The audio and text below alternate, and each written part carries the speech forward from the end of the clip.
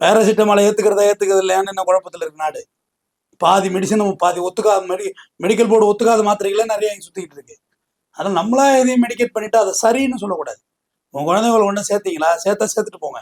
அதை விளம்பரப்படுத்தி மற்ற பாமரர்களையும் நீங்க அங்க வரணுங்கிற மாதிரி இன்டென்ஷன் பண்றதுதான் தப்புன்னு நான் சொல்றேன் ஒழிய, நீங்க உங்க குழந்தையோட ரைட் சைடு பிரெயினை வேலை செய்ய வைக்கிறது, லெஃப்ட் சைடு பிரெயினை வேலை வைக்கிறது, சென்ட்ரல் உள்ள பிரெயினை வேலை செய்ய வைக்கிறதுலாம் ஏன் நமக்கு தேவையில்லாது. எங்க வீட்டு குழந்தைங்களுக்கு ஏன் அதை வழி மாத்தி விட்டுறீங்க? அதை கொண்டாந்து புகுத்தாதீர்கள். அதை புகுத்துனீங்கன்னா நாளை பின்ன அதை செய்ய ஆரம்பி. அப்பான்னு ஒரு படம் இருக்கு, தமிழ் படம். வாய்ப்பு இருக்கிறவங்க அதை பாருங்க.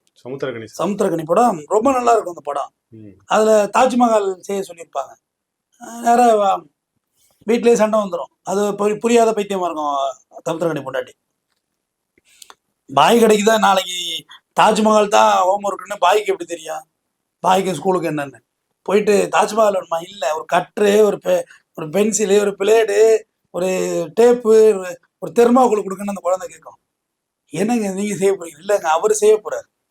நம்ம செய்யற மாதிரி வராது. இல்லை போறது கடைக்காரன் பெரிய பிலாசபி இது.